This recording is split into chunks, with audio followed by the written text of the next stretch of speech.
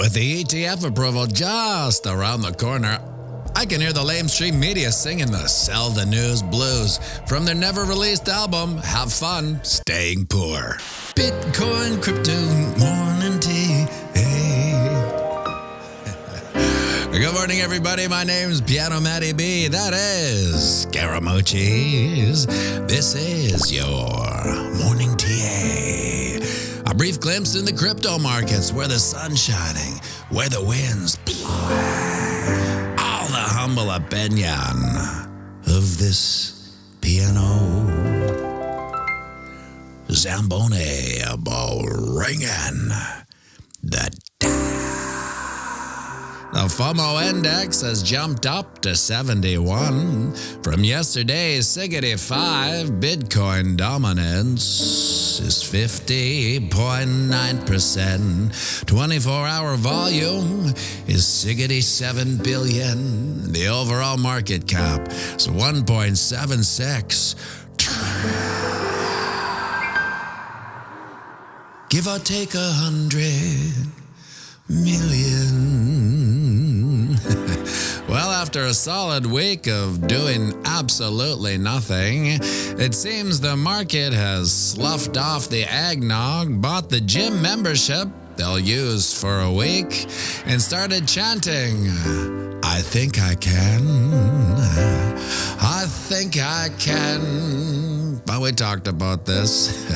So it should have come as no surprise to anyone in this boutique community when Bitcoin price action, well, she had a little pump.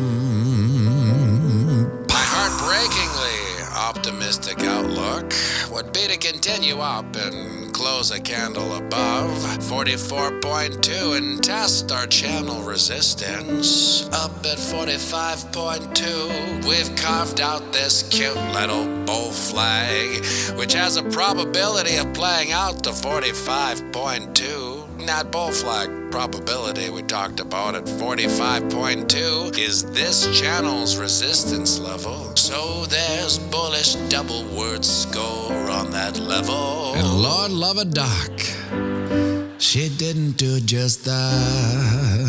After eating chocolates and leftovers all week long, sinking into the back of its couch and retesting, our channel support down at 41.3. Bitcoin price action finally put the booze away and started heading up, crossing over the 20 and the 50 moving average, closing a candle at our channel resistance of 44.1 and has continued up, picking out at 45.8 and has feathered back down to a time of production 45.6. So we have broken up and out of our channel of eternal monotony. Under normal market conditions, I'd expect a quick retest of resistance, which would now act as support down at 44.1. But are we under normal market conditions? Not really. It seems we are in a state of ETF front-running FOMO. So the probabilities of normal market movements are lower, but a retest is only a 3.5% drop. So it's not ridiculously out of the question. Now over on the ding-dong, you can see we've broken up and out of our channel of eternal monotony as well. Now this channel retest isn't so crazy. It would be down at 45.2. Now what I'd like to see, to close today's candle above this channel, because if, and I say if we don't close above and somehow tuck back inside, well, one might argue we're still just mincing words in our channel, and more importantly, this candle represents a potential higher high to carve out, which is what I'm keeping my papers on today, because yesterday's candle close didn't put in a new high almost, but Not quite. So it's up to today's candle to demonstrate that the bulls have taken control and carve out that higher high, which means closing above 44.2, which seems like a shoo-in, doesn't it? Quick look at the Wookiee after closing last week's Christmas candle red. We have broken out of our bull flag, which plays out to 52K. But first, we'll have to break through our channel resistance up at 46.7, which is that time of production, a mere 3% swing up from here. And with U.S. markets opening soon, my friends, buckle up. This may be the wildest week of your investing life. Would you look at that, my friends? The sun's up. It's another beautiful day here on planet Earth. A day none of us are guaranteed. We're not guaranteed these days yet. We're lucky enough to have them anyway, so get out there and knock 'em dead. And remember, we're playing the same game as our psychopathic elected leads.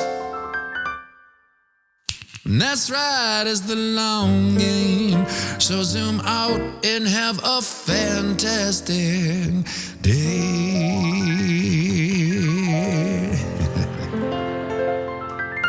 And we'll be going live right away, so grab yourself a coffee, join me for a quick one, and please sing it with me now. Or on the banks of boom to spang, Bitcoin, crypto, morning tea. Hey, whoa. Ching.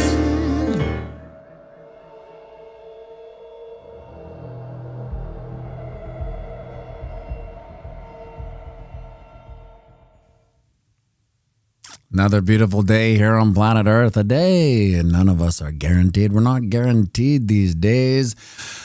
Happy New Year, everybody. 2024. Let's go. This is going to be one of those wild years and an even more wild week. I mean, I feel like I said it before that January 10th, I don't think they're going to go, okay, it's the day, okay, release them. I think any day now we may get that approval, and then, man, it's gonna be wild. So if we get this massive green candle, that'll be wild. If we get that sell the news cliche, it'll be a wild red candle, but that will be bought up so fast. Because look at this, we can't even find dips. We can't even, like, the dips will go down, and we're not talking candle dips. We're like, everyone just kind of gets lulled to sleep, and it will go and hit support, and then boom, we'll get right back up. But man, this is going to be an epic year. Sometimes I think that 2024 may be crazier than 2025. And I know 2025, we may see a parabolic rise up. That's what the cycle says. But I think 2024 has so many powder kegs in it that we may see parabolic runs up all 2024. So the approval, parabolic run up. Rate cut, parabolic run up. Election year, parabolic run up. It just goes on and on and on with parabolic run ups. Dave Digital, we're looking for 200 live viewers. Please help share this to at least one of your socials. Thank you for your help, boutique community. Let's effing grow. Yeah, wouldn't that be nice? That'd be a nice goal of this channel, to get 200 people on the live stream by the time she's over. It's just a 1x from here. It's just a 1x. I'm sure we can do it. Plus, we need to get over 100 likes so YouTube doesn't shelf this video. Like, nobody liked it, shelf it. That's all the likes do in my book. They stop YouTube from shelving it. Oh, what a crazy start to a year. Did nothing all week. I couldn't have taken a better week off because basically it did nothing. So making videos when there's nothing happening is hard, and but you know what? It was, I just don't feel normal when I'm not making videos. It's like part of my routine, right? So it's not like I'm not looking at the markets all day long. I'm just not making the video. I sleep in a little longer, not that longer. I mean, Duke's up at 6:37, so it's just about an hour or two. So it's good to be back making these videos. It's weird. Because I took a week off, I was rusty. Like I didn't know where certain assets were. You know, I made a huge mistake. I don't know if you can see it right now. See right up the top there. I was supposed to fix that for this live stream. I never did. The camera, the cat must have knocked like the tripod over, so it's slightly lower, so it's not catching on the green screen. I'll fix it. I'll fix it by tomorrow. D. Jenny from the blockchain, how's your voice after 3 nights of dueling? And how did you, let me see this. And how did you feel about getting the plug pulled by that lame private party? My voice is actually good after those 3 days because of one thing. I didn't do the auction. They didn't have an auction on the Thursday before New Year's. So that really puts me behind the 8 ball vocally, because it's more damaging to do an auction than it is to sing 3 days in a row. Because when I'm singing, I'm doing half of the singing, so I get a break. But when I'm doing auctioneering, it's just 3 or 4 hours of like talking like this in a weird kind of shouting voice. So it's not that good. How did I feel about getting the plug pulled? I didn't like it. I thought it was a bad look for the relationship between the show and the venue. I mean, I don't own that venue, but they just contract the show. So if we don't do the show, there's no real venue. The people would just come to an empty kind of live music thing.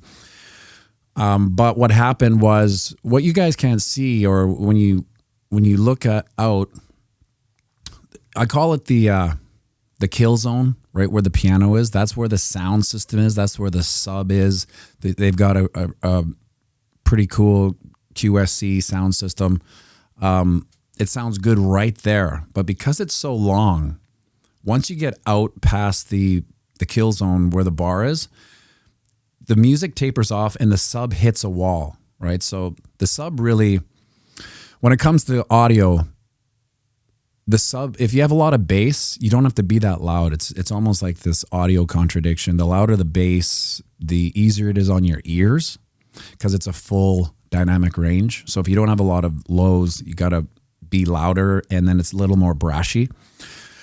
So when that bass hits that wall, which you can't see really, it goes into canned speakers, which is colored sound. So what happens after the kill zone is that the sound comes out of speakers, and because it's colored sound, which means it's already, you can't EQ it, and it doesn't have dynamic range. So a live audio will have dynamic range, which I mean, you can get louder and quieter and it won't compress it, but colored sound will compress everything. So no one can hear us talk outside the piano because the sound gets compressed and our voices go out. So basically what they see is they hear canned piano music, and then when we're not playing and we're talking, they don't hear anything. They also didn't have the TVs on where they were. So I mean, I'm not trying to defend them, because at the end of the day, I think it was a bad move from them, and they shouldn't have private parties there that have the piano, so to speak. So we made some, moving forward, I told them, if they have private parties, you got to pay for this much for the piano, or else we'll just take the night off. Because I don't want to, I'm done playing private parties that get booked at the opposite end of the venue, because it's not fun. At the end of the day, private parties, we play for you guys. So when you guys are tuning in and everyone's at the other side of the bar, we're just playing for you. So what I did feel bad is that there was a significant amount of super chats that came in about 10-15 minutes right before we played. Misco had a $50 super chat that we didn't get to. Buffalo got a $100 super chat that I didn't get to. And so that's what kind of bugs me the most. But, bygones. We moved on. We had a good New Year's Eve weekend, 3 nights in a row. It was fun. So, as a musician, you take the good, you take the bad, you take them all, and then you have the facts of life. The facts of life. So here we are on the noisy little so-and-so. That's Chucky. Let's get Fish. Oh, I got to move Chucky over. So, I always keep my doodles on here. This is where we doodled before we took the break. I said, this bull flag here should play out to about here. And Lord love a duck if she didn't do just that. Now we are. Thanks for that, pianomattyb. We appreciate you and Kyle Mack so much. Well, we appreciate you guys tuning in. You guys basically make the stream. If it wasn't for you guys, it'd be a pretty tough gig. So we appreciate you just as much. So here we see, we basically did where we're building out a nice little bull flag here as well. Let's kind of get into what this bull flag may be if we sit here and consolidate. This is quite a bull flag, actually. If we sit here and consolidate, you take the pole, you slide it all to the breakout point, and then we're all at 48.7. That is, Fish, if you may help me here, that is 48.7 right there, based on that bull flag. Now, I was kind of thinking by now we would know whether that ETF would be approved, because we'd have one of those epic live streams where we see the God candle coming out, like we did that one time. I know you guys, if you were there, you remember. We're like little kids in a candy store. Oh my God! Look at the price go up. It was amazing. It was a fun stream. I do have a question. I saw Brendan comment about the rocket shirt, and it made me think. Yeah, it looks like a conspiracy theory chart. Yeah. Earth scum. It made me think, have we flipped subscribers? Like, because I used to wear that rocket shirt. The significance of that rocket shirt was that every time I would make a bullish video, I would wear that rocket shirt as kind of like a Easter egg. I think the market's going to pump pretty soon. And of course, during the bear market, I don't think I wore that thing. I might have wore it once, just be out of like sheer boredom, like, I'll just throw on this rag. And I haven't worn it so in a couple of years. So I'm wondering if anyone is from like 2021, do you remember the rocket shirt? Because I'm going to be wearing it throughout this bull market. That's for sure. Nate, quantum divergence. Matty, will you take a look at USDT dominance when you get a chance? USDT. I don't have that chart ready to go. I'll take a look at it later, though, and maybe we'll comment on it tomorrow. But it would take too long to figure that out. Adam Evans, haven't seen the rocket shirt in a while. Yeah, okay, so people are from the old school. Sherry remembers. There we go. Rocket Matty B, Sneaky Pete vaporizers. That's a bullish whistle. She sure is. So, what did I say in the video? We could probably see a little bit of a retest down here under normal market conditions. So, if we don't have any more rumors about the ETF approval and the excitement comes down slightly, we should just kind of maybe feather down and retest. Matty, Nate is new from Frankie's Discord. Welcome, Nate. Thanks for sharing it to Frankie's Discord, Dave Digital. Much appreciated. And welcome, Nate. So, like I said before, if the energy's down from the suspicious rumors of the ETF, natural occurring market conditions will more or less come down to this resistance, which would be acting as support. Now let's take a look at the old ding dong here. Misco remembers. So look at this. We were 1 week off because before I took the break, wasn't that the BitBoy era? It was, and a little bit after. So the BitBoy era ended 2021, like over that, like the holiday, it kind of ended. So I started 2021 as my own channel, and we are still in the denial of the bear market. So I would wear it a couple times thinking, we're still going up. We're still going up. We're still going up.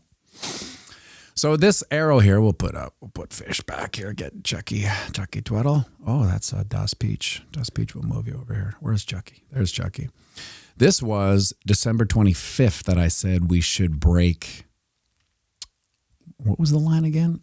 45.2. That's right. 45.2 is that price point. We did the Christmas eggnog, drinking yourself silly blues all the way down. Then we finally got out of our. This is too much. Let's get back to work. I've had enough, and we just started pumping.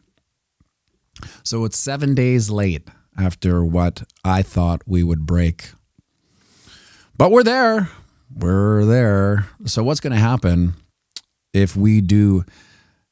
What I think is the most important thing about today is that we want to close this candle, if not above this line of resistance in our channel of eternal monotony, which is right here. If not above, we do want to close it above this candle for heavens to Murgatroyd. So at least we can put in a higher high. We definitely need the higher high. So that's where the channel closed. We need a higher high. So if we do see a pullback, which we may, who knows? A, stay above channel resistance 45.2. B, close the candle at least above yesterday's candle at 44.1, I think. Crypto immigrant rocket ship will make a boom to spank. Let's effing go. Bitcoin to the moon tonight. Dave, not been a subscriber for a while. This dude is great. Well, thank you, Nate. Thank you. Thank you for subscribing as well. So let's hope, Lord love a duck, that we can stay. This is probably one of the most important parts of this week, is to close this candle, today's candle, above yesterday's candle, just so we can get, it's a double word score. We're going to make a higher high, and it just shows that the bulls haven't tuckered out and they are in control, and that's all we really care about.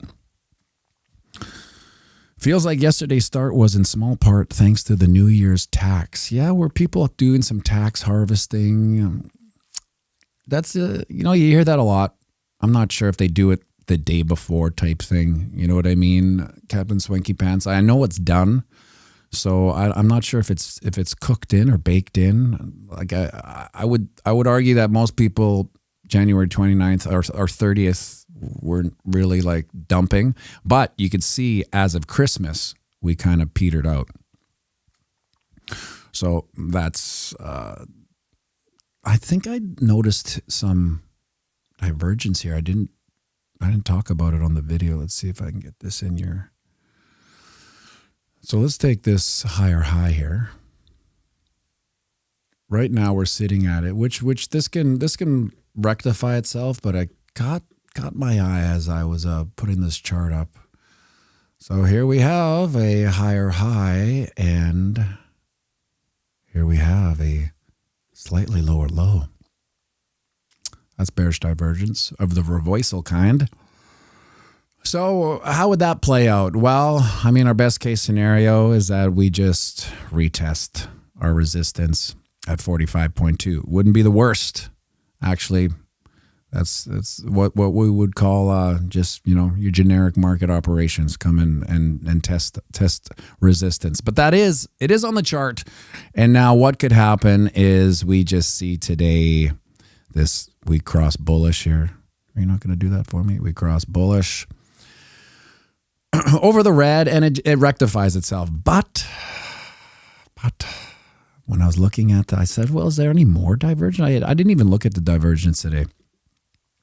I went on the Wookiee here, the weekly. Let's put a Chucky. Probably got to go to school pretty soon.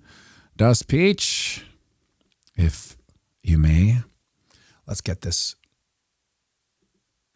a little bigger so we can see this.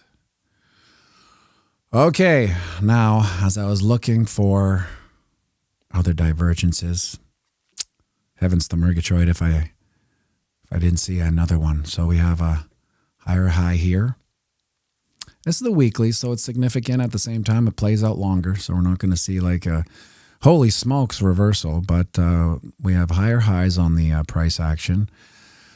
And unfortunately, we have some higher or some lower highs on the RSI, Relative Strength Index.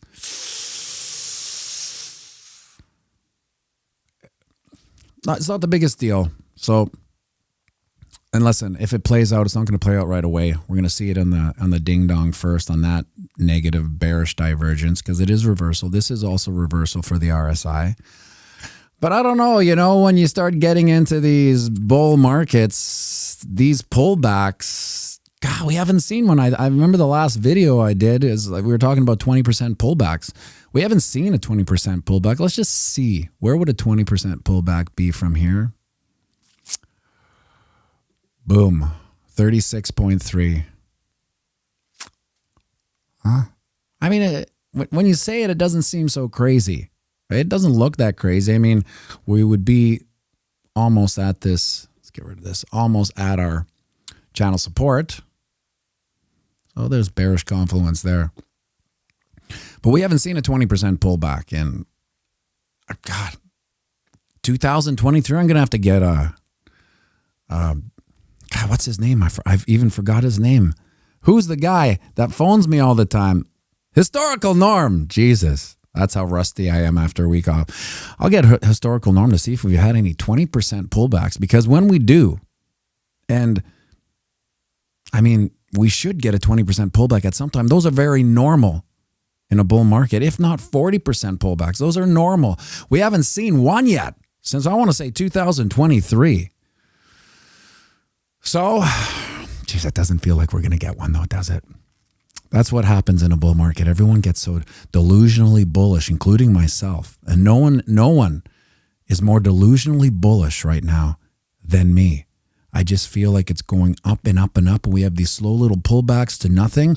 No one really cares. It doesn't really even get anyone's heart pounding, and then we start cooking again. Jenny from the blockchain, 36K would be bullish 3 months ago. Funny how things change so quickly. Exactly. That's exactly it, especially in this bull market. We just keep going up and up. So 46, you can't see that here, can you? Pull it down. 46.7 is our next goal on this Wookie, this weekly chart. That's 3% away. No big deal. And then, of course, this cute little bull flag plays out to 52K, which, eventually, I should probably draw that in just for, is the word posterity's sake? Sneaky Pete, this is where this bull flag plays out to. We'll even put 52K up here.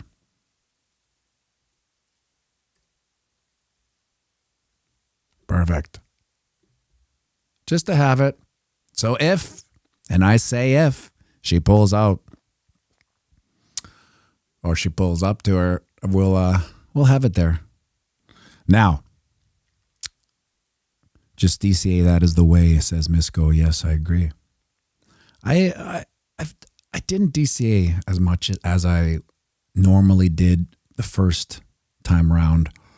I basically got positions ready, kind of went in heavy at times where, it's not the best. I don't recommend anyone doing it. It's the nice, safe play is to DCA. However, doing these charts, I feel like I got a nice little rhythm with these. I can feel when, is a good entry. So I went out on the risk curve and I started building positions. So I had bigger powder kegs to get into. But I agree, Misco, DCA is the way. Now, this week, we might not see Duke because Duke, even though we have 100 likes, thank you very much. Now, YouTube won't shelve it. Thank you very much for putting in the likes. Because he has tennis camp. So I basically got to run out the door here, drive him across the city to tennis camp. But I'm going to try to do it a little earlier. Maybe tomorrow. Not tomorrow. No, tomorrow's not good. Maybe Thursday we'll get Duke in here to sing us out. He does a incredible version of Honesty by Billy Joel. We'll try to get him to do that. Anyhow, ladies and gentlemen, thank you for tuning in. I hope this year is going great for you as it is for myself. All the best in 2024. Listen, a lot of the people in this chat, your lives are going to change this year. Economically speaking, you may not even resemble what you look like right now in a year. And that, my friends, is probably the most exciting thing about 2024. So let's do it, my friends. Thank you for tuning in. We'll see you bright and early tomorrow. Thank you for the likes, everyone. Have a great day. Make sure you like and subscribe and share this video.